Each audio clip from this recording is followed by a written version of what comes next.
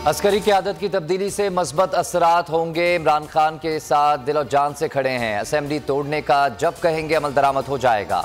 वज़ीर आला पंजाब चौधरी परवेज़ इलाही का सीनियर एंकर पर्सन समी इब्राहिम को इंटरव्यू। कहा शरीफ खानदान नाकाबिल एतबार है। इमरान खान ने शरीफों पर लर्जा तारी कर दिया है। नवाज शरीफ अब वापस नहीं आएंगे, आ भी गए तो उनकी कोई हैसियत नहीं होगी।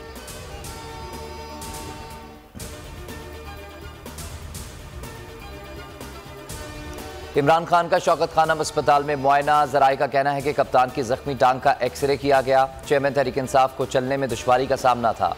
तफसीली तिब्बी मुआयने के बाद इमरान खान शौकत खानम अस्पताल से जमान पार्क वापस पहुंच गए।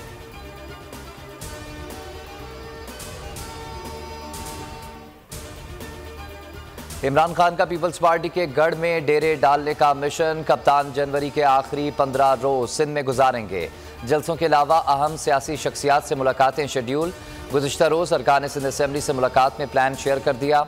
जमान पार्क में आज भी अरकान सिंध असम्बली से वीडियो लिंक खिताब करेंगे। ट्वीट में लिखा कि सिंध सूफियों की सरजमीन है, लेकिन अफसोस जरदारी माफिया के जुल्म व सितम का शिकार है।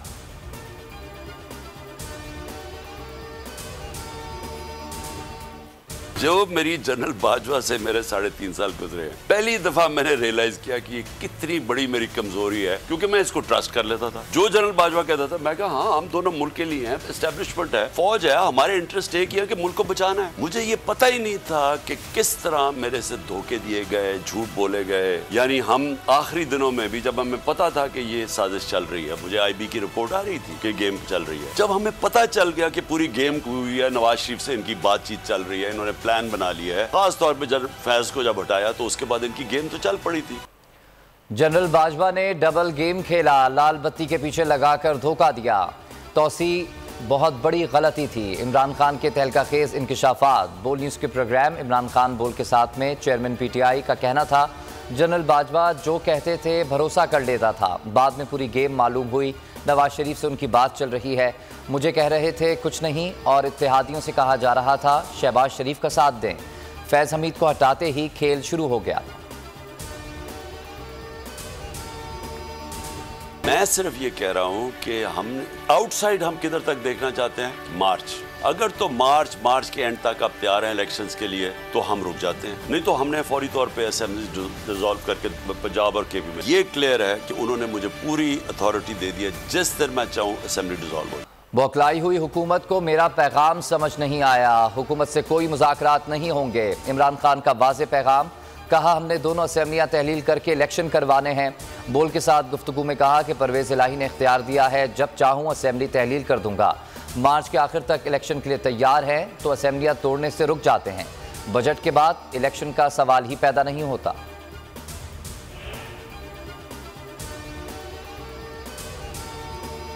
ये इलेक्शन नहीं करवाना चाहते, इनकी सियासत दफन हो गई है। सीनियर सियासतदान शेख रशीद के हुकूमत पर निशाने। कहा इमरान खान का मुकाबला PDM के बस की बात नहीं। कप्तान का रास्ता रोकने के लिए ये कोई भी हिमाकत कर सकते हैं। अरशद शरीफ को साजिश के तहत कत्ल किया गया। बोल के प्रोग्राम बस बहुत हो गया में गुफ्तगू करते हुए कहा इमरान खान और अरशद शरीफ के खिलाफ साजिशें बेनकाब होंगी।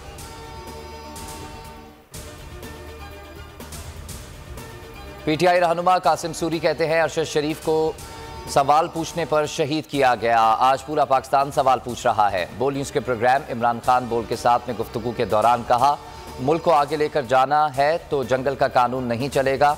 आजम सवाती के हौसले बुलंद हैं।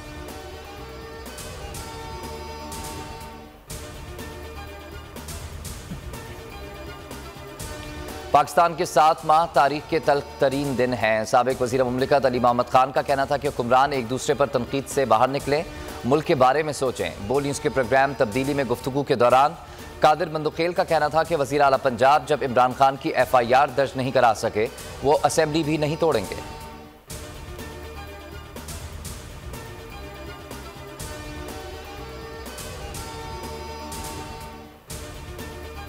कराची में 15वीं उर्दू कॉन्फ्रेंस का इख्तिताम। आखिरी रोज़ यादगार तकारीब का इनेकाद। शौकत सिद्दीकी के 100 साल के उन्वान से सेशन। प्रोग्राम में शौकत सिद्दीकी के साहबजादे ज़फ़र सिद्दीकी, शकील आदिलज़ादा, महमूद शाम और नज़ीर लगारी की शिरकत। 4 रोज़ा मेले में कई किताबों की रोनुमाई की गई। अनवर मकसूद ने खूब शगुफ़े बखेरे। आलमी मुशायरे में सलमान गिलानी की शायरी मुस्कुराहटें बिखेर गई।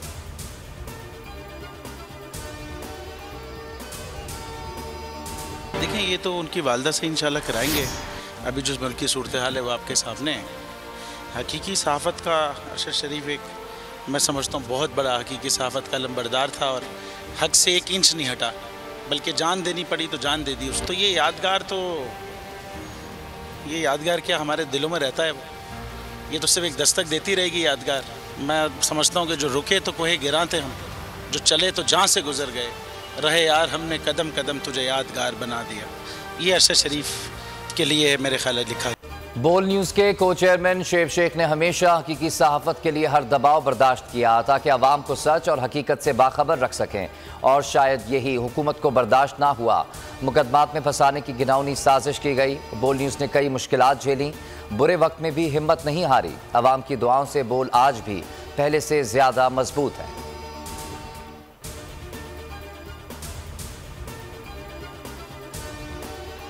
जाफराबाद के इलाके डेरा अल्लाह यार में फायरिंग से खातून समेत 3 अफराद जाँ बहक, 1 खातून जख्मी। लाशें और जख्मी अस्पताल मुंतकिल। जख्मी खातून को कत्ल करने मुसल्लह अफराद अस्पताल पहुँच गए। अमले ने जख्मी खातून को कमरे में बंद कर दिया, जान बचाई।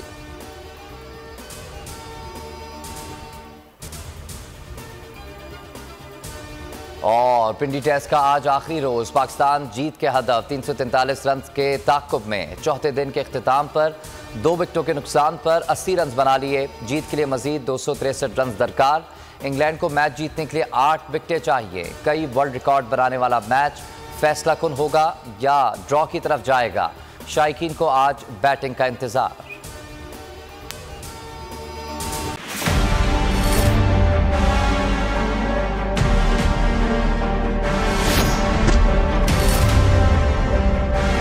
हमारा एक कारोबार नहीं है भाई, हम हकीकी सहाफ़त कर रहे हैं, ये फ़र्क है। हमारा ये कारोबार है, हम अपना कारोबारी नुकसान में नहीं करूँगा। अभी फॉरगेट अबाउट जर्नलिज्म।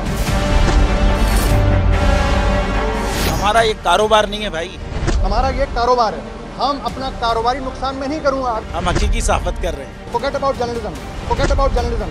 हम हकीकी सहाफ़त कर रहे हैं, ये फ़र्क है। सब्सक्राइब करें और बेल दबाएं ताकि कोई खबर रह न जाए।